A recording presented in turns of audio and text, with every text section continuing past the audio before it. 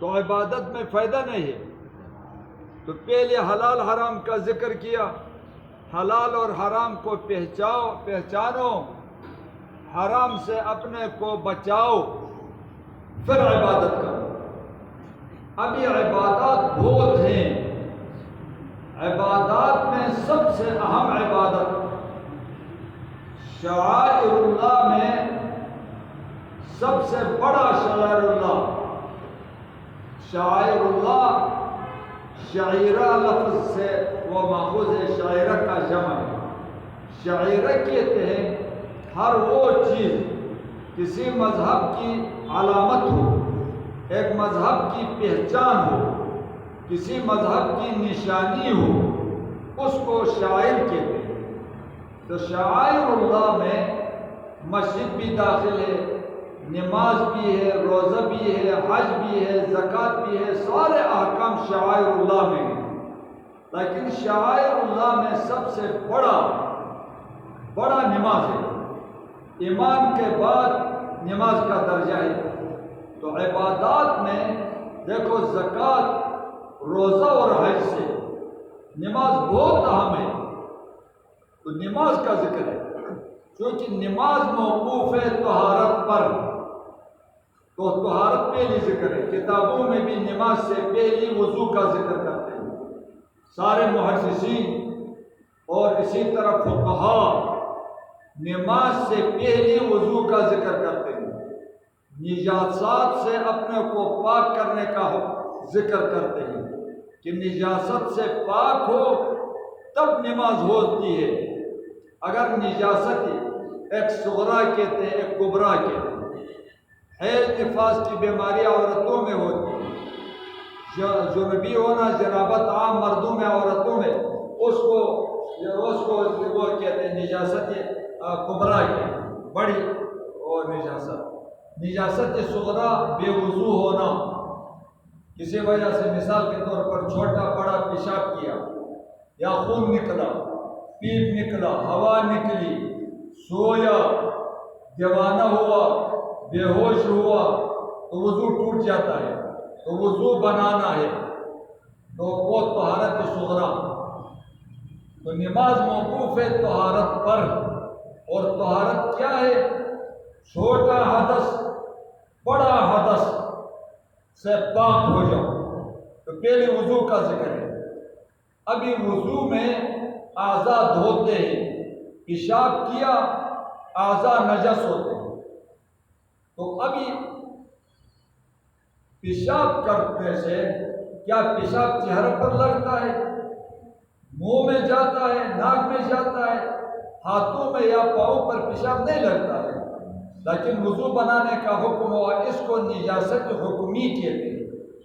شارع نے حکم دے دیا کہ تم وہ وضو بناؤ، اور وضو کے فوائد احادیث میں بہت زیادہ ہیں کہ وضو کوئی آدمی صحیح طریقے سے وضو بناتا ہے، بسم اللہ پڑھے، مسواک بھی کرے، اور پانی کم استعمال کرے۔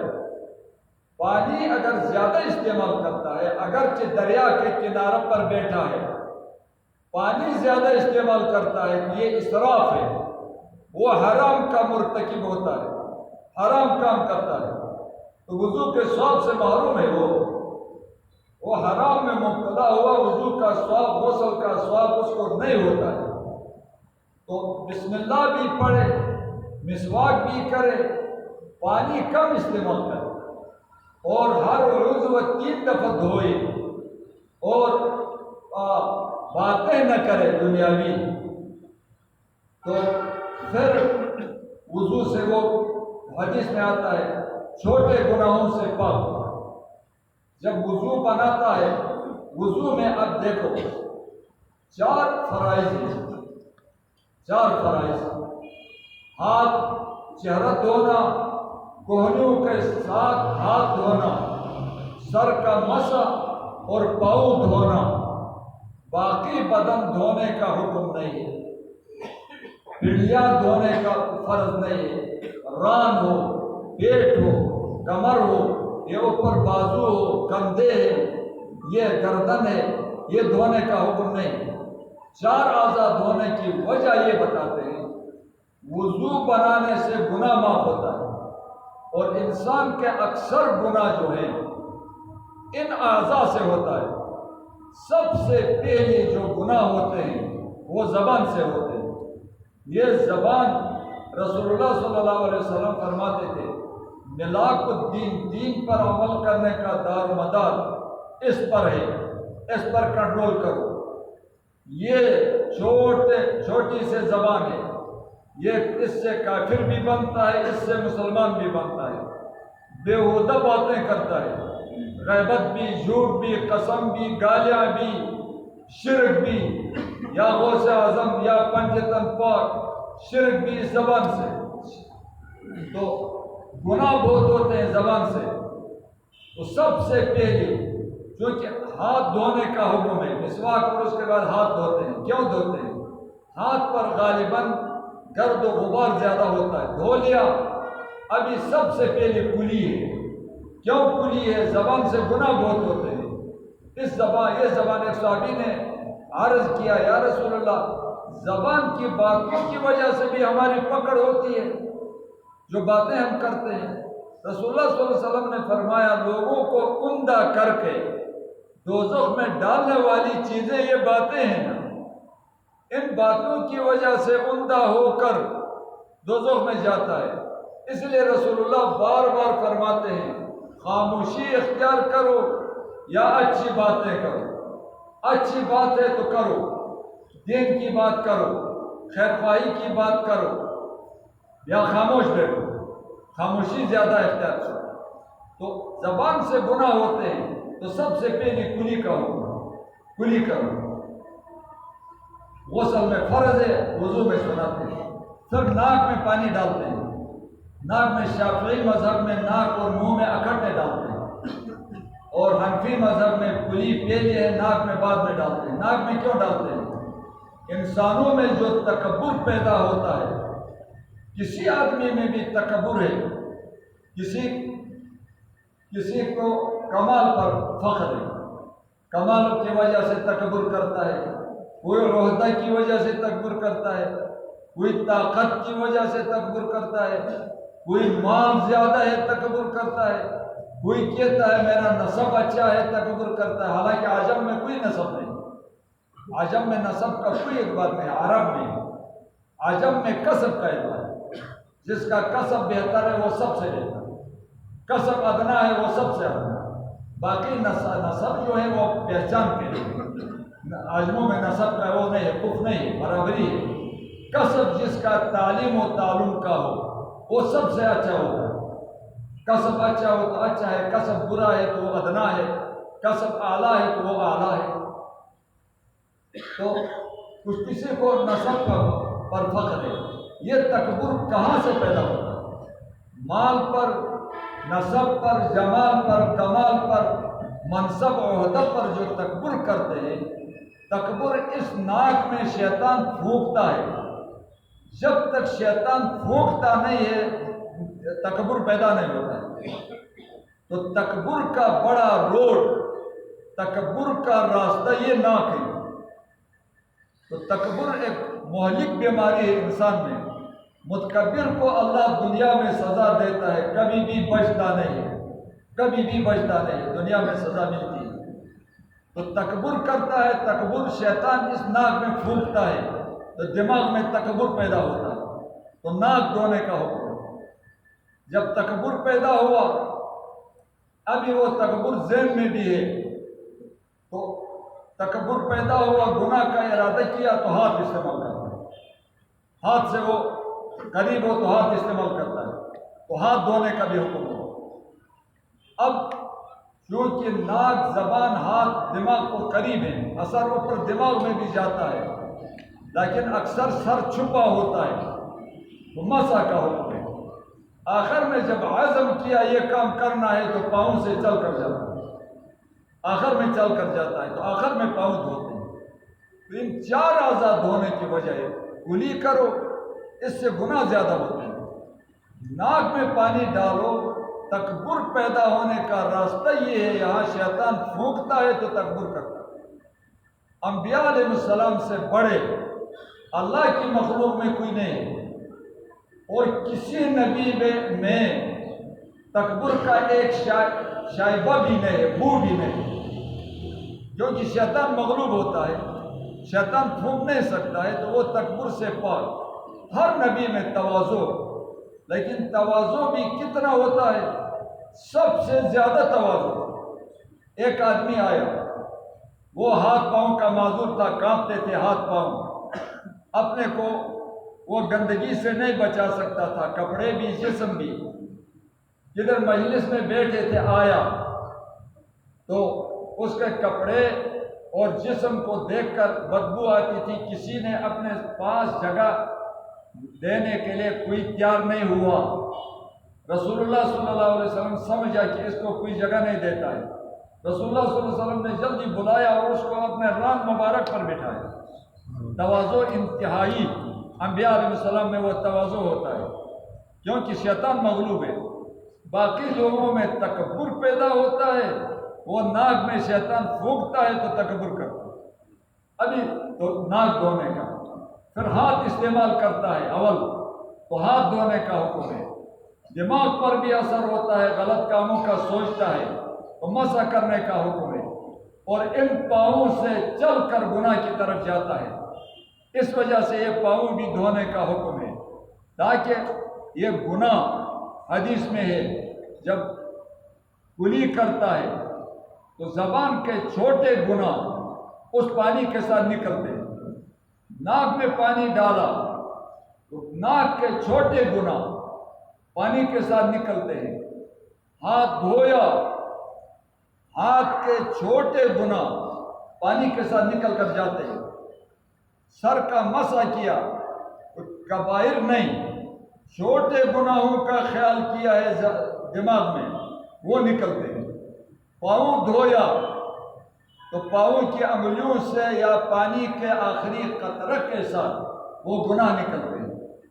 ابھی 4 اعضاء دھونے کا اور کلی اور ناک میں پانی ڈالنے کا یہ شریعت نے خاص کیا، اس میں حکمت یہ ہے، یہ خاص کرنا۔ پھر وضو میں پیٹ دھونے کا ذکر نہیں ہے، فرض نہیں ہے، کمر دھونا، گردن دھونا، ادھر کندھے دھونا، پنڈلیاں دھونا، ان کا ذکر نہیں ہے، کیونکہ گناہ جو ہوتے ہیں زبان ہے، ناک ہے، کانوں کا مسح کرتے ہیں، جو اس سے بھی گانے سنتا ہے، غیبت سنتا ہے، پھر یہ ہاتھ ہے اور پاؤں ہے، یہ زبان ہے، یہ دماغ ہے، گناہ کے مرکز یہ ہے، تو وضو میں یہ ہے۔ ابھی یہ وضو فرض ہے، کچھ چیزوں کے لیے، نماز کے لیے وضو فرض، طواف کے لیے وضو فرض، سجدہ تلاوت کے لیے وضو فرض، نماز جنازہ کے لیے وضو فرض، تلاوت، سجدہ تلاوت، نماز جنازہ، یہ نماز، فرض نماز، نفل نماز، سنت نماز اور طواف، ان کے لیے وضو فرض ہے، باقی وضو مستحب اور سنت ہے۔ ایک آدمی باوضو رہتا ہے تو ایک تو اس کے سارے اعضاء ثنا، حمد، اللہ کا حمد اور ثنا بیان کرتے ہیں، جب تک باوضو ہے، وضو ٹوٹ گیا تو اعضاء ثنا نہیں کرتے۔ ایک یہ باوضو ہو، باوضو کھانا کھاتا ہے تو کبھی بھی فقر سے متاثر نہیں ہوگا، کھانے میں اللہ برکت ڈالتا ہے، اور باوضو کھاتا ہے، اللہ فقر سے بچاتا ہے۔ اس لیے سلف میں ایسے بہت تھے، کھانا کھانے کے لیے وضو بناتے تھے، اور صاحب کرامت لوگ ہوتے تھے، جب وضو بنا کر کھانا کھاتے تھے وہ کھانا بھی ثنا بولتا تھا، اور بہتوں نے سنا ہے، کھاتا ہے وہ منہ میں، ہاتھ میں، برتن میں اللہ کا ثنا اور حمد بیان کرتا ہے، یہ باوضو کھانے سے۔ باوضو ایک تو اعضاء بھی ثنا بولتے ہیں، عبادت میں مشغول ہوتے ہیں، کھانا پینا بھی عبادت میں مشغول ہوتے ہیں، اور فقر سے اللہ بچاتا ہے، کھانے میں برکت ہوتی ہے۔ یہ وضو بنا کر 2 رکعت تحیت الوضو، وہ نماز بہت اہم ہے، جب بھی وضو بنایا 2 رکعت تحیت الوضو نماز بنائی تو وضو سے گناہ معاف ہوتے ہیں.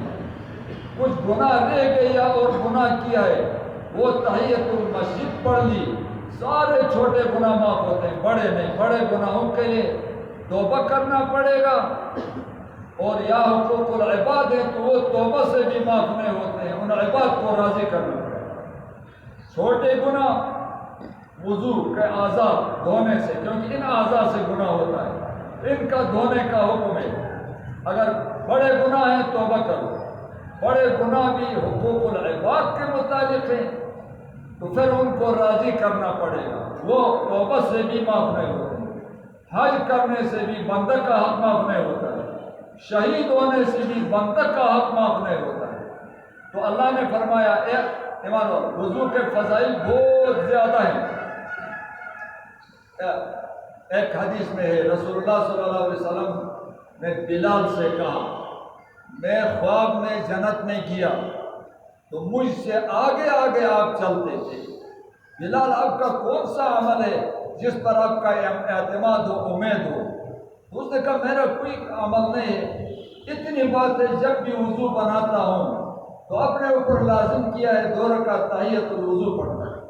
تو رسول اللہ صلی اللہ علیہ وسلم نے فرمایا بس آپ کا یہ عمل ہے، اس عمل نے آپ کو جنت میں مجھ سے آگے کیا. میں نے خواب میں جنت دیکھا، آپ کے جوتوں کی آواز آگے سے آتی تھی، آپ مجھ سے آگے آگے چلتے تھے. تو عمل کیا ہے پوچھا تو عمل یہ تھا جب بھی وضو بنایا 2 رکعت تحیت المسجد پڑھتا ہوں. بہت امکان باوضو رہے، پہلے لوگوں کا باوضو رہنا آسان ہوتا، کھانا کم تھا، غذا اچھا تھا، سادہ ہوتا تھا. آج کل تو غذا بھی خراب ہے اور زیادہ بھی کھاتے ہیں. پہلے لوگ شریعت کے مطابق کھاتے تھے، آج کل تو لوگ جانوروں کی طرح کھاتے ہیں. جانور جب تک پیٹ بھرتا نہیں ہے وہ بیٹھتا نہیں، پیٹ بھرنے تک کھاتا ہے. آج کل بھی لوگ وہ پیٹ بھرنے تک کھاتے ہیں، حالانکہ شریعت میں حکم ہے کم کھاؤ. اگر پھر سے تو اتنا کھاؤ کہ پیٹ کا تیسرا حصہ کھانا ہو، اور 1/3 پانی کے لیے، 1/3 سانس نکالنے کے لیے، تیسرا حصے سے زیادہ پیٹ کو بھرنا نہیں. تو آج کل تو وضو ٹھہرنا وہ مشکل ہوتا ہے، باوضو رہنا. بار بار وضو بنائے تو اس کے لیے ثواب بھی زیادہ ہو. ابھی پہلے حلال حرام کا ذکر ہوا، ابھی عبادات کا ذکر ہے. عبادات میں اہم نماز ہے، شاعر اللہ میں بھی بڑا شاعرہ نماز ہے. نماز جس کی نہیں ہے اس کا کوئی دین نہیں ہے. اگرچہ وہ صدقہ دیتا ہے، سخی ہے، حج کرتا ہے، جہاد کرتا ہے، جو بھی کرے، نماز نہیں ہے تو کوئی دین نہیں ہے. تو اللہ فرماتے ہیں اے ایمان والو اذا قمتم الى الصلاة فاغسلوا وجوہکم، جب نماز کے لیے کھڑا ہوتے ہو، نماز کے لیے کھڑا ہونے کا ارادہ کیا، یہ وضو ہیں تو وضو فرض ہے.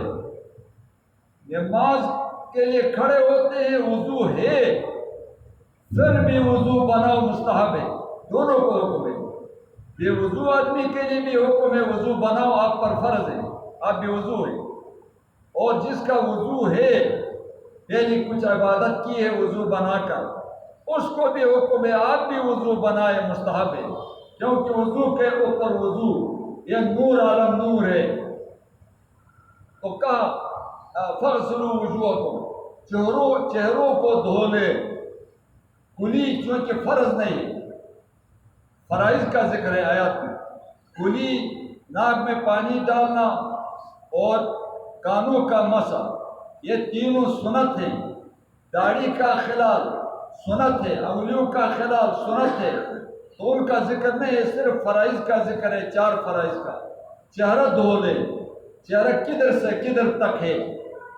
چہرہ سر کے بال جہاں سے شروع ہوتے ہیں یہ پیشانی ہے، پیشانی سے آگے جا کر جہاں سے سر کے بال شروع ہوتے ہیں وہاں سے نیچی، تھوڑی کے نیچی حصہ تک، گردن کے آخری حصہ تک، تھوڑی کے نیچی تک، یہ لمبائی ہے چہرے کی.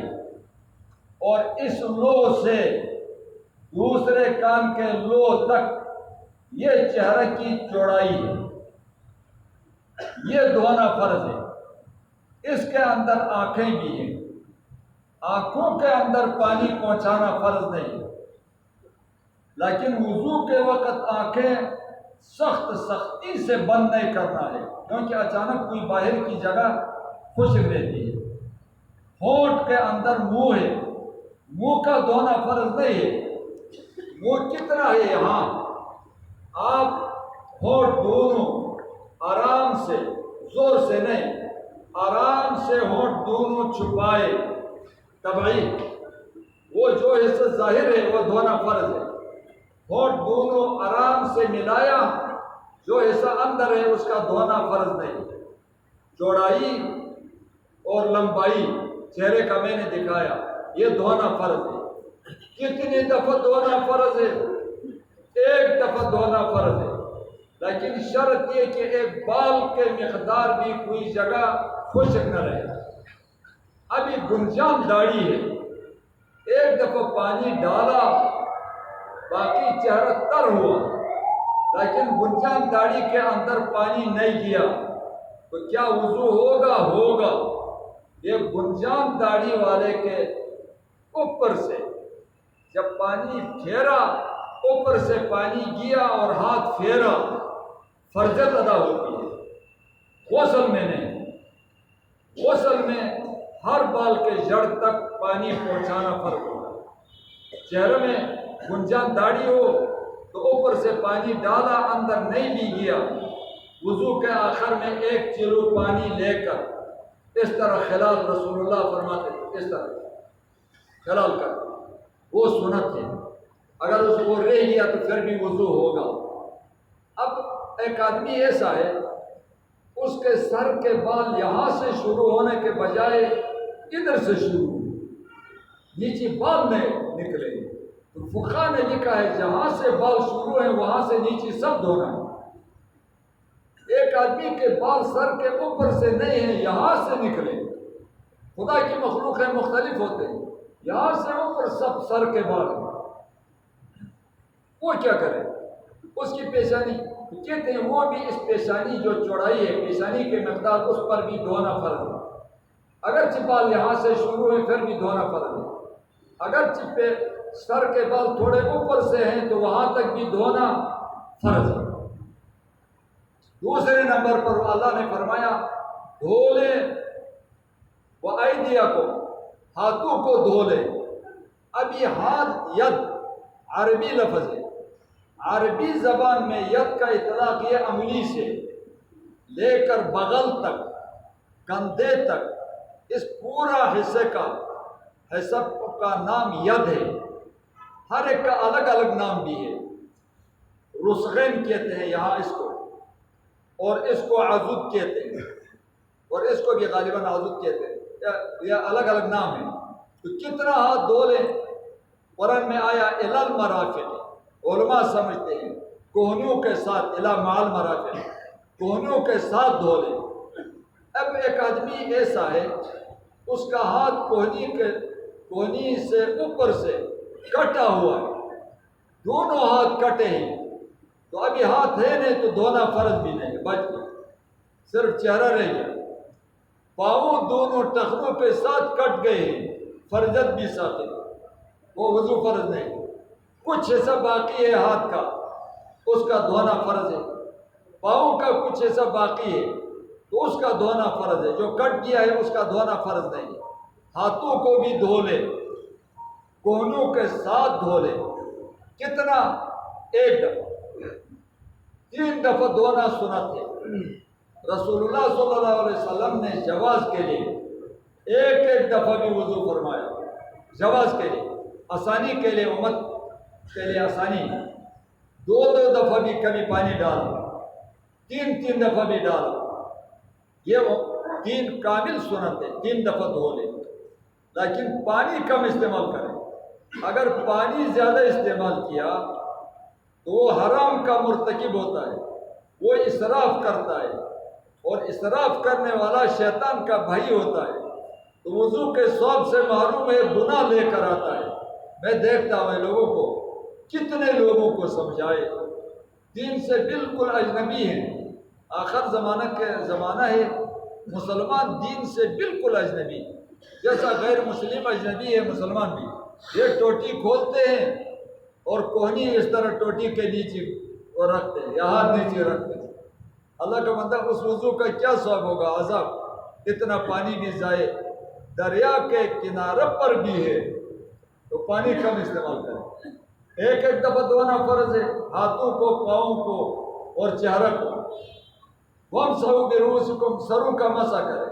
ایک دفعہ مسح ہے ہمارے مذہب میں، 3 مذاہب میں ایک دفعہ مسح ہے۔ امام شافعی کہتا ہے 3 دفعہ مسح کریں، سروں کا مسح۔ اگر ایک آدمی بارش میں چلتا ہے، ہمارے مذہب میں وضو میں، غسل میں نیت شرط نہیں۔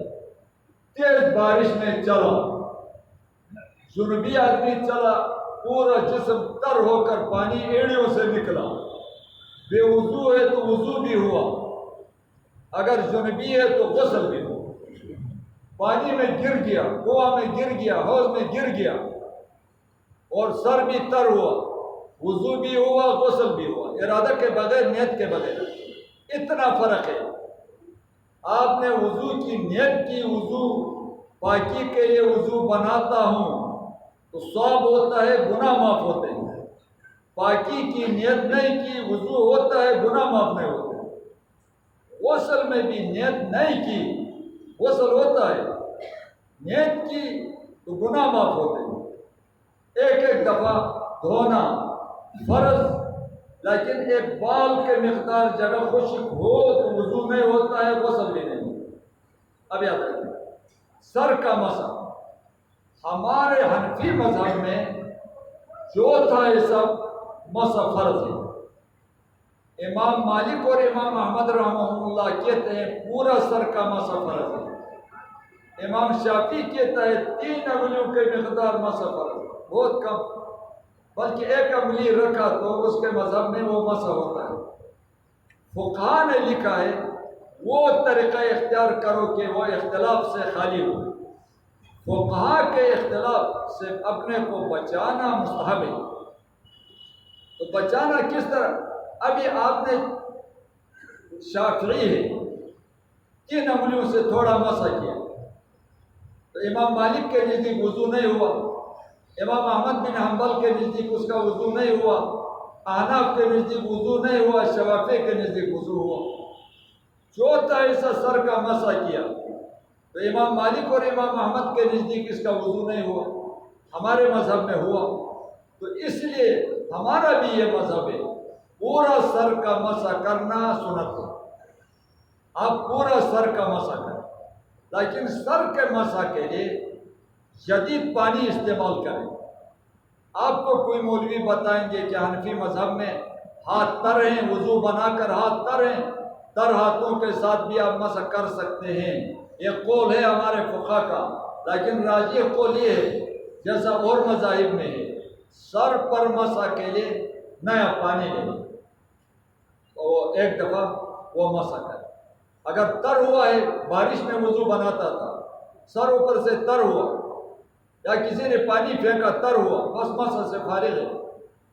بارش میں چلنے سے سر تر ہوا، مسح فرض نہیں، کیونکہ مسح میں تو تھوڑا تر ہوتا ہے، وہ بارش میں زیادہ تر ہوا۔ وَأَرْجُلَكُمْ وَامْسَحُوا بِرُؤُوسِكُمْ وَأَرْجُلَكُمْ، پاؤں کو دھو لے، إِلَى الْكَعْبَيْنِ، ٹخنوں کے ساتھ پاؤں کو دھو لے۔ اب یہ قرآن میں آیا پاؤں کو دھو لے ٹخنوں کے ساتھ، اور ایک حدیث میں ہے رسول اللہ صلی اللہ علیہ وسلم سفر میں صحابہ کے ساتھ تھے، اکثر جہاد کے سفر ہوتے ہیں، جہاد کے سفر سے آتے ہیں تو راستہ میں پانی معلوم تھا صحابہ کو کہ فلان جگہ میں پانی ہے۔ صحابہ میں دین کا حرص غالب تھا، دنیا کا حرص بھی تھا لیکن مغلوب تھا، کم تھا، دین کا حرص غالب تھا۔ تو جن کا وضو نہیں تھا انہوں نے یہ خیال کیا کہ آگے پانی ہے راستہ میں لیکن وہ ہے کم اور لوگ ہیں زیادہ، ابھی جلدی جو پہنچتا ہے تو اس کے لیے پانی ملتا ہے، جو دیر سے جائے گا وہ وضو سے محروم ہوتا ہے، تو اس وضو کے حرص سے جلدی چلے گئے۔ رسول اللہ صلی اللہ علیہ وسلم کچھ صحابہ کے ساتھ پیچھے رہ گیا، آرام آرام سے آتے ہیں، کوئی دوڑ کر گئے، آگے گئے تو پانی ہے کم، جلدی کی حرص سے ہر ایک جلدی جلدی وضو بناتا ہے تاکہ پانی ختم نہ ہو، میرا وضو رہ نہ جائے، ناقص نہ ہو۔ وہ جلدی وضو بنانے میں یہ ہوا بعض لوگوں کی ایڑیاں خشک رہ گئی، تو رسول اللہ صلی اللہ علیہ وسلم پیچھے سے آ کر پہنچا تو سب کو دیکھا تو ایڑیاں خشک ہے۔ رسول اللہ صلی اللہ علیہ وسلم نے اونچی آواز میں اعلان کیا، ویل للعقاب من النار، ویل للعقاب من النار، آگ کا عذاب ہے خشک ایڑیوں کے لیے، جس کی ایڑیاں خشک ہے اس کے لیے آگ کا عذاب ہے۔ دیکھو اور پاؤں دھوتا ہے، صرف تھوڑی جگہ خشک رہ گئی پیچھے سے ایڑیوں کا، اس کے لیے آگ کا عذاب ہے۔ ابھی پورے پاؤں پر مسح کرتا ہے تو اس کے لیے کیا ہوگا؟ ایک صحابی تک دکھاؤ کہ اس نے پاؤں پر مسح کیا ہو۔ شیعہ ننگے پاؤں پر مسح کرتے ہیں، وہ پاؤں کو دھوتے نہیں۔ رسول اللہ نے فرمایا ایک جگہ تھوڑی بھی خشک رہ جاتی ہے تو آگ کا عذاب ہے، پورا پاؤں خشک رہ جائے تو اس کے لیے آگ کا عذاب نہیں۔ یا کوئی لوگ جرابوں پر مسح کرتے ہیں، جرابوں پر مسح احادیث میں ہے، لیکن وہ احادیث میں جو جرابیں ہیں وہ اور ہیں، یہ جو آج کل کے جرابیں ہیں یہ اور ہیں۔ ان جرابوں پر مسح جائز نہیں۔ غیر مقلد لوگوں کے پیچھے ہماری نماز جائز ہے، لیکن کچھ وجوہات کے بنا پر علماء حکم دیتے ہیں کہ غیر مقلد اہل حدیث کے پیچھے نماز نہ پڑھو۔ کیوں؟ ہمارا وضو میں اختلاف ہے، وہ جرابوں پر پتلے جرابوں پر مسح کرتے ہیں اور ہمارے نزدیک مسح نہیں ہوا تو وہ بے وضو ہے، وہ خون نکلنے سے وضو نہیں بناتے ہیں، کہتے ہیں وضو نہیں ٹوٹتا ہے، پیپ نکلتی ہے تو وہ کہتے ہیں وضو نہیں ٹوٹتا، تو ہمارے مذہب میں تو ٹوٹتا ہے، تو ابھی وہ بے وضو ہے حنفی مذہب کے مطابق، تو آپ بھی وضو کے پیچھے کس طرح نماز پڑھتے ہیں؟ ورنہ عقیدہ ان کا ایسا نہیں ہے کہ ان کے پیچھے اقتداء ہو، اقتداء ہے، عقیدہ درست ہے، عقیدہ درست ہے، لیکن ہمارا اور ان کے وضو میں فرق ہے۔ ابھی یہ 4 فرائض جو قرآن میں ذکر ہیں، احناف کہتے ہیں وضو میں یہ 4 فرائض ہیں، اور مذاہب میں اور فرائض بھی ہیں۔ امام مالک کے مذہب میں بے در پہ دھونا بھی فرض ہے، ایک عضو خشک ہونے سے پہلی دوسرا عضو دھونا فرض ہے، اگر خشک ہونے تک نہیں دھویا تو وضو نہیں ہوتا ہے، اور مذاہب میں اور بھی ہیں، لیکن حنفی مذہب میں یہ قرآن میں جو 4 فرائض ہیں یہ ہے، تو وضو میں یہ 4 کیوں خاص ہو گئے؟ کلی اور ناک میں پانی ڈالنا، کانوں کا مسح کرنا، یہ کیوں سنت ہوا اور جسم کا دھونا سنت نہیں ہے؟ یہ اس وجہ سے ہے، یہ گناہ کے مراکز ہیں، گناہ کے راستے ہیں، کانوں سے بری باتیں کانوں سے سنتا ہے، بری باتیں زبان سے کرتا ہے، تکبر پیدا ہوتا ہے شیطان کے پھونکنے سے، وہ ناک سے پھونکتا ہے، گناہ کرتا ہے ہاتھوں سے، گناہ کرنے کے لیے چل کر جاتا ہے پاؤں سے، اور گناہ کا خیال اور تصور کرتا ہے دماغ سے، تو وہ جہاں جہاں گناہ کے مراکز ہیں وہ وضو میں تعین ہو گئے تاکہ گناہ معاف ہو۔ یہ حکمت ہے، حکمت اس میں یہ ہے۔ یہ وضو کا ذکر ہوا۔ ابھی حدث اکبر وَإِن كُنتُمْ جُنُبًا، اگر جنابت کی حالت میں ہو فَطَّهَّرُوا، اچھی طرح اپنے کو پاک کرو، ابھی مبالغہ ہے، اچھی طرح پاک کرو، پورا جسم کو دھونا بھی ہے، ملنا بھی ہے، اور سر کے بالوں کی جڑوں تک بھی پانی پہنچانا ہے، داڑھی کے بالوں کے جڑوں تک بھی پانی پہنچانا ہے۔ ابھی فرض غسل جنبی پر ہے، عورتوں پر جو خاص بیماری میں ان پر یہ غسل فرض ہوتا ہے، جنبی پر فرض ہوتا ہے، باقی غسل جو ہیں وہ سنت ہیں۔ وَإِن كُنتُم مَرْضَىٰ عَلَىٰ سَفَرٍ، اگر آپ بیمار ہیں نہ غسل دے سکتے ہیں نہ وضو بنا سکتے ہیں، پانی استعمال نہیں کر سکتے، ایک پانی دور ہے ملتا نہیں ہے، دو یا پانی پیسوں پر ملتا ہے اور پانی فروخت کرنے والا پاکستانی ہے، مجبوری سے فائدہ اٹھاتا ہے، سمجھتا ہے آدمی ابھی وضو کے لیے محتاج ہے، اب مہنگا خریدے گا، وہ قیمت زیادہ کرتا ہے پانی کا۔ پاکستانی سب مجبوری سے فائدہ اٹھاتے ہیں، ہے کلمہ گو ہے مسلمان، کسی مسلمان کے مجبوری سے فائدہ اٹھاتے ہیں، مجبوری سے فائدہ اٹھا کر مال حاصل کرنا حرام ہے، تو اس لیے تو خوار اور ذلیل ہے، اوپر سے برے حکمران بھی، خود بھی پریشان بھی، کیوں؟ حرام، مجبوری سے فائدہ اٹھاتے ہیں، رحم دلی نہیں ہے، رحم دلی۔ اس لیے رسول اللہ فرماتے ہیں ارحموا من فی الارض، زمین والوں پر رحم کرو تو آسمان والا تب تم پر رحم کرے گا، آپ زمین والوں پر رحم نہیں کرتے ہیں، آسمان والا تم پر بھی رحم نہیں کرتا ہے۔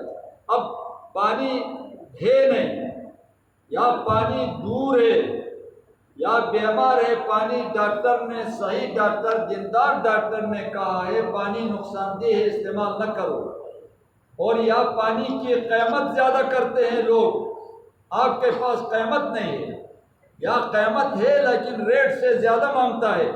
دیکھو دن کتنا آسان ہے، وضو کا پانی 1 روپے میں ملتا ہے اور وہ آپ سے 1 روپے 8 آنے 1 روپے 4 آنے مانگتا ہے، تو آپ اپنے 4 آنے بچا سکتے ہیں، تیمم کر دیں، شریعت میں آسانی ہے، یہ نہیں ہے کہ آپ 1 آنا بھی ریٹ سے زیادہ نہ دیں، اگر زیادہ مانگتا ہے تو تیمم کریں۔ ان صورتوں میں، ساری صورتوں میں، یا سفر میں یہ پانی نہیں ملتا ہے، او جاء احد منکم من الغائط او لامستم النساء، یا چھوٹا بڑا پیشاب کر کے آیا یا بیوی سے ملا، فلم تجدوا ماء، اب پانی نہیں پایا، یا پانی ہے نہیں، یا استعمال کرنے پر قادر نہیں ہے، اور یا پانی مہنگا فروخت ہوتا ہے یا پانی کم ہے، بہرحال پانی کا استعمال نہیں ہو سکتا ہے، تو فَتَيَمَّمُوا صَعِيدًا طَيِّبًا، پاک مٹی کا قصد کرو، پاک مٹی پر تیمم کرو۔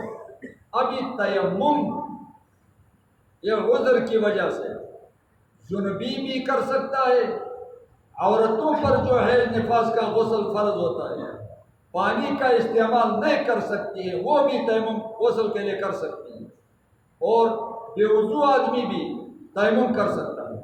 ابھی تیمم کیا ہے؟ نیت کرو، تیمم میں نیت فرض ہے، یہ جنابت کی ناپاکی دور کرنے کی نیت کرو، دل میں ارادہ کرو۔ بے وضو ہوں، یہ حدث اصغر بے وضوئی، یہ دور کرنے کے لیے میں طہارت کے لیے تیمم کرتا ہوں، دونوں ہاتھ زمین یا زمین کے جنس کے چیز پر مارو، اگر ہاتھ کے ساتھ مٹی زیادہ ہے تو شریعت میں یہ حکم ہے اس طرح ہاتھوں کو مارو تاکہ گرد و غبار نیچے گر جائے، آنکھوں میں نہ جائے، شارع نے ہر چیز کا خیال کیا۔ پھر چہروں پر مسح کرو، دوسرا ضرب لگا کر ہاتھوں پر مسح۔